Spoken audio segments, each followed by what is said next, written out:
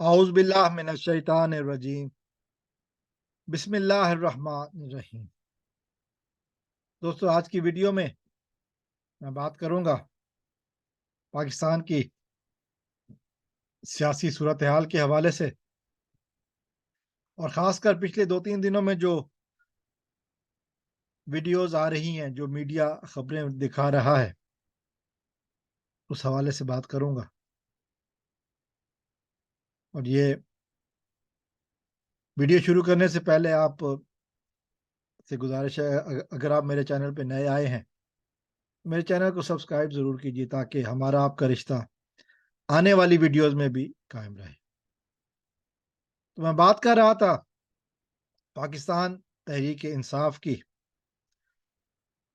पिछले कुछ दिनों से कुछ वीडियोज़ आ रही हैं मुख्तलिफ मीडिया चैनल्स पर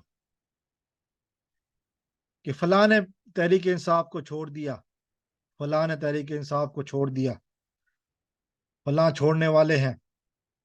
2-4 अफराद की प्रेस कॉन्फ्रेंस भी आई कि जी हमने छोड़ दिया। मुझे इस हवाले से थोड़ी-सी बात करनी है। जब ये कुछ लोगों की प्रेस कॉन्फ्रेंस आई, मैंने जब देखी, मैं गौर करके एक-एक शख्स को देखने की कोशिश करता रहा, पहचानने की कोशिश करता रहा। इनको पहले कहीं देखा है? गैर मारूफ लोग। और फिर फारूक हबीब की भी एक ट्वीट आई कि ये वो लोग हैं जिनको इलेक्शन में टिकट नहीं मिला, चूँकि इनका मकसद शायद इलेक्शन में टिकट लेने की हद तक था, नहीं मिला, और फिर वो बहाना बनाकर पार्टी से अलहदा हो गए। दूसरे लफ्ज़ों में मफाद परस्त टोला था। कुछ लोगों की वीडियो आई जिसमें बड़े एक बड़ा नाम भी है। उस पर मैं ज़्यादा कुछ इसलिए नहीं कहूँगा, बड़ा नाम, चूँकि मैं इमरान खान ने कहा कि जो छोड़ के जा रहे हैं उनके बारे में बात ना की जाए, क्योंकि उनके ऊपर दबाव है, वो दबाव बर्दाश्त नहीं कर सके।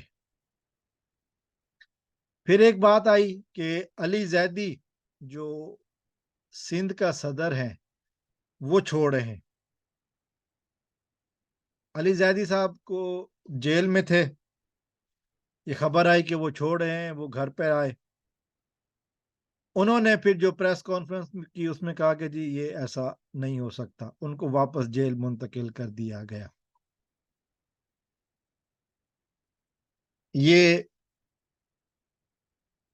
इन तरह के वाकयात बहुत सारे जो सामने आ रहे हैं। 2 चीज़ें वाज़ेह हो रही, कौन मुखलिस है, कौन मौसमी है।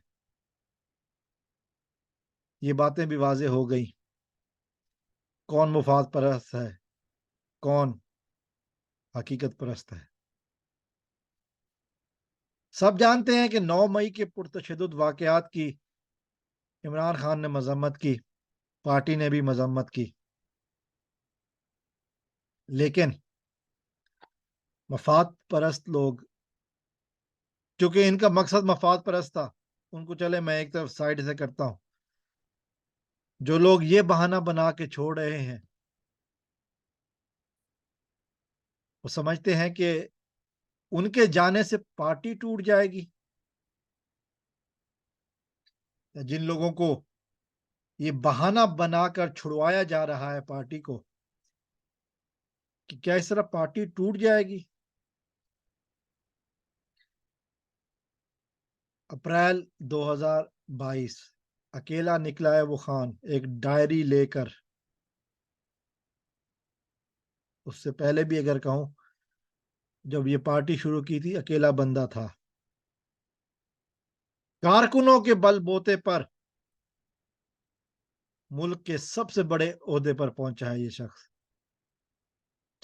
चंद लोगों के आने जाने से अगर कोई समझता है کہ عمران خان ٹوٹ جائے گا تو بہت بڑی بھول کر رہے ہیں. ایسا ہوگا نہیں.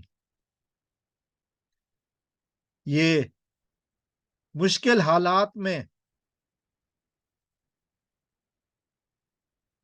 ایسا ہوگا نہیں. چھوڑ کے جانے والے اور ہوتے ہیں، ساتھ نبھانے والے اور ہوتے ہیں. حالات جیسے بھی ہوں، کیونکہ اس وقت موجودہ حکومت کی مسلسل کوشش ہے کہ پی ٹی آئی کو، پاکستان تحریک انصاف کو ختم کیا جائے. تو یہ یقیناً اگر وہ سمجھتے ہیں کہ دو چار مفاد پرست افراد کے یا دو چار کمزور لوگوں کے اس طرح ٹی وی پر اعلان کروانے سے پارٹی ٹوٹ جائے گی تو یہ ان کی بھول ہے. پارٹی، عوامی پارٹی پاکستان تحریک انصاف یہ نہیں ٹوٹے گی. عمران خان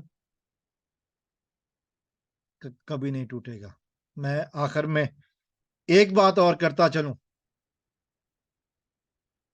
جو یقیناً بہت سو کو یاد ہوگی، خاص طور پر یہ مفاد پرست ٹولے کے لیے. ایک شخص کا نام لیتا ہوں، پورے گروپ کا نام سمجھ آ جائے گا. راجہ ریاض. راجہ ریاض نے اسمبلی میں تقریر کرتے ہوئے کہا تھا، ہم نے جن کے کہنے پر اپنی پارٹی سے بغاوت کی وہ آج ہمیں دیکھتے نہیں، منہ نہیں لگاتے. پھر میں کہوں گا کیا ہم نے جن کے کہنے پر، جن کی یقین دہانی پر پارٹی میں بغاوت کی تھی، وہ آج ہمارا فون نہیں اٹھاتے، ہمیں منہ نہیں لگاتے. اور یہ راجہ ریاض نے اسمبلی کے فلور پر کھڑے ہو کر کہا ہے. دھوبی کیا، خیر وہ گھر کا نہ گھاٹ کا بولے والی بات تو آپ نے سنی ہوگی. ایک بات اینڈ میں، پارٹی کبھی نہیں ٹوٹے گی. عمران خان، اگر یہ لوگ سمجھتے ہیں کہ عمران خان کو توڑ لیں گے، بھول ہے. کمزور کر لیں گے، بھول ہے.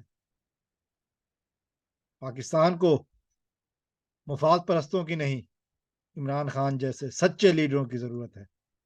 السلام علیکم ورحمۃ اللہ. پاکستان زندہ باد.